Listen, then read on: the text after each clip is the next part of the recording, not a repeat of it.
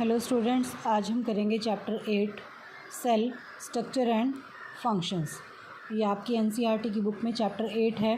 इसमें हम स्टडी करेंगे सेल के बारे में, सेल का स्ट्रक्चर क्या है और सेल के डिफरेंट फंक्शंस क्या हैं। क्लास 8 में भी आपने थोड़ा बहुत सेल के बारे में पढ़ा हुआ है। सेल क्या होता है?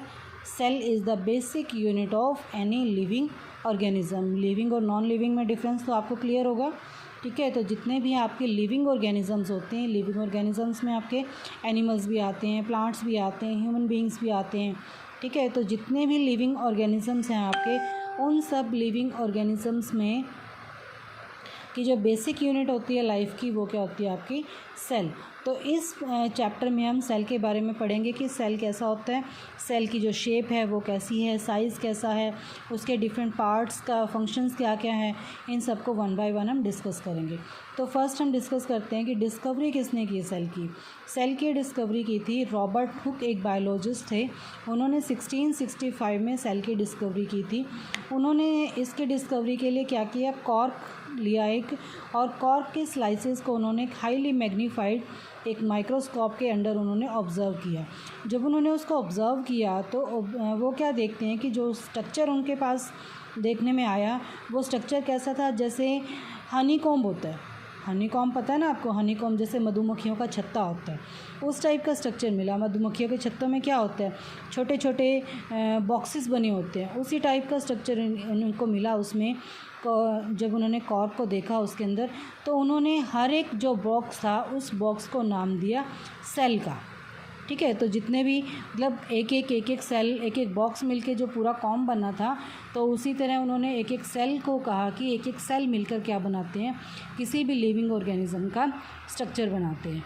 तो सेल क्या होता है? देखिए, सेल क्या है? Basic structural unit of any living organism. इस सेल को स्टडी करने के लिए हमारा एक एग्जांपल लेते हैं। जैसे सबसे पहले तो इसको देखो कि होता क्या है।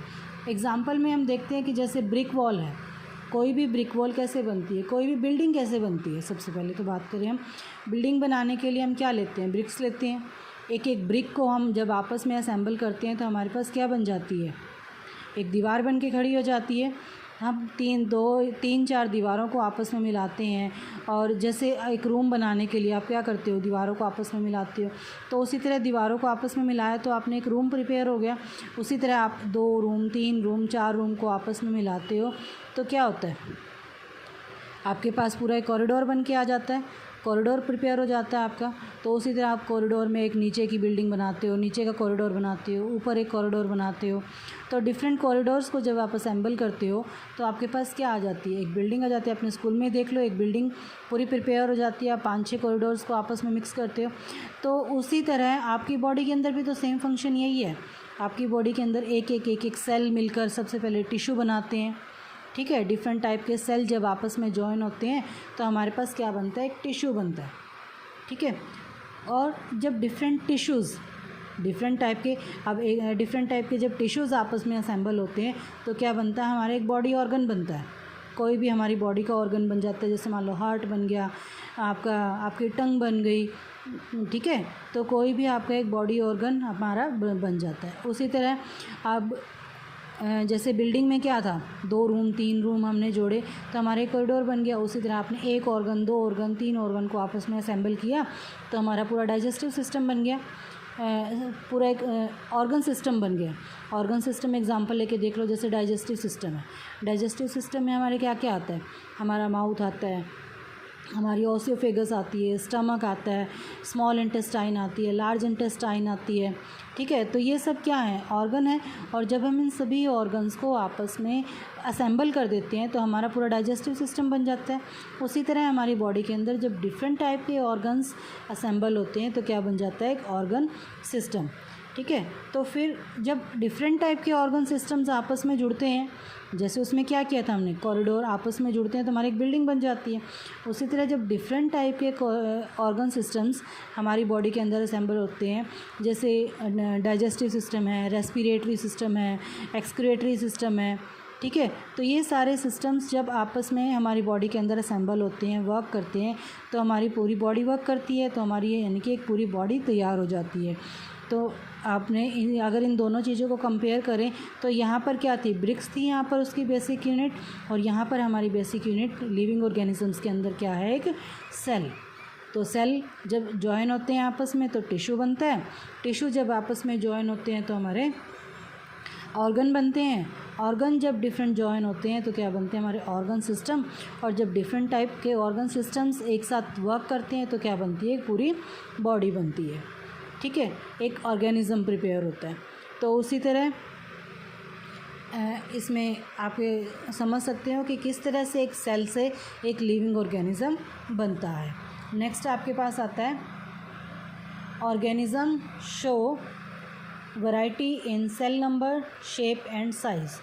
तो जो जितने भी आपके ऑर्गेनिजम्स हैं हमारी अर्थ के ऊपर, जितने भी लिविंग ऑर्गेनिजम्स हैं, सब में क्या है, अब आप सबको ऑब्ज़र्व करो तो सबके रहने का तरीका, सबके खाने का, सबके वर्क करने का तरीका, सब कुछ डिफरेंट है, सब कुछ डिफरेंट है। तो इसका मतलब क्या है कि उनकी बॉडी के अंदर डिफरेंट टाइप के सेल्स हैं, डिफरेंट टाइप के सेल्स डिफरेंट टाइप के फंक्शन परफॉर्म करते हैं। ठीक है, तो जो ऑर्गेनिजम्स हैं हमारी ऑर्गेनिजम्स डिफरेंट टाइप की वैरायटी शो करते हैं सेल नंबर में। उनके सेल के नंबर भी डिफरेंट डिफरेंट होते हैं, शेप भी अलग होती है, साइज़ भी अलग होता है। ठीक है, तो सबसे पहले हम डिस्कस करेंगे number of cells. Number of cells जितने की, जैसे मान लो अगर हमें इसमें एक एग्ज़ाम्पल लें कि जैसे एक एग्ज़ाम्पल लें, हमारे एक ट्री लें, ट्री के एक हमने ट्री लिया और दूसरी तरफ हमने एक ह्यूज एनिमल ले लिया लाइक एलिफेंट। तो ये अगर मान लो, और दूसरी तरफ हम एग्जांपल ले लेते हैं, मान लो एक रैट है। ठीक है, तो अगर हम साइज़ की बात करें तो हम ये थोड़ी कह सकते हैं कि जो रैट है उसके अंदर कम सेल हैं और जो एलिफेंट है उसके अंदर कम सेल हैं, नहीं। ठीक है, तो कोई किसी भी बॉडी को वर्क करने के लिए उसके नंबर ऑफ़ सेल्स पे डिपेंड नहीं करता कि उसकी बॉडी में अगर कम सेल है तो कम फंक्शन परफॉर्म करेगा। ठीक है, तो उसी तरह कोई भी एक बॉडी है उसको फंक्शन परफॉर्म करने के लिए एक सफिशिएंट नंबर ऑफ़ सेल्स की रिक्वायरमेंट होती है जो उनकी बॉडी के अंदर सेम होते हैं। ठीक है, तो हम नेक्स्ट बात करेंगे हम मल्टी सेलुलर और यूनिसेलुलर के बारे में।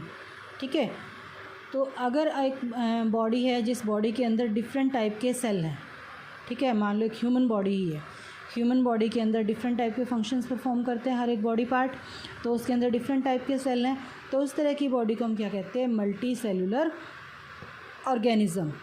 ठीक है, और अगर दूसरी तरफ कोई ऑर्गेनिज्म है कि एक सिंगल तरह के सेल से ही बना हुआ है, उस तरह के उसको क्या कहते हैं, यूनी सेलुलर। यूनी का मतलब होता है वन, सेलुलर का मतलब सेल, यानी कि unicellular organism. Unicellular organism कौन सा होगा, which organism is made up of single type of cell. Single celled organism होगा तो उसको क्या कहेंगे हम, यूनी सेलुलर ऑर्गेनिज्म। और मल्टी सेलुलर कौन सा होगा आपका, जिसमें क्या होंगे आपके, made up of more than one cell is called multicellular organism. Multicellular में आप एग्जांपल ले सकते हो ह्यूमन बीइंग, एनिमल्स, प्लांट्स, ये सब किसके एग्जांपल हैं, मल्टी सेलुलर के। और यूनिसेलुलर के एग्जांपल की बात करें तो कौन से होंगे आपके, अमीबा, पैरामीशियम, ये सब किसके एग्जांपल हैं आपके, यूनिसेलुलर सेल के, ऑर्गेनिज्म के। नेक्स्ट आपके पास आएगा